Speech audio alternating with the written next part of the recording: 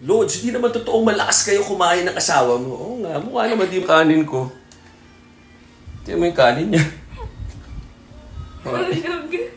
Oo. Hulog, Dad. So, yeah. Kinamay pa na. Ano naman? Yun lang. Kanin gains, kanin is life. So, pag nilagay nyo yung kanin sa fridge after nyo lutuin, yung carbohydrates niya, hindi kagad na-digest. Pero malamig naman yung kanin mo. Diba? Pag ininit mo, parang ganun din, nawala rin yung point na nilagay mo sa fridge. Pero itong mainit-init pa, sarap! Basta calorie maintenance, maintain. Calorie deficit, papayat. Calorie surplus, tataba. Ganun lang kasimple. Walang magic pill.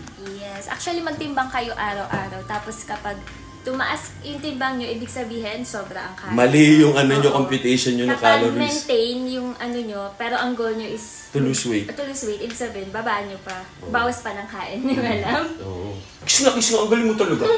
Tama kayo?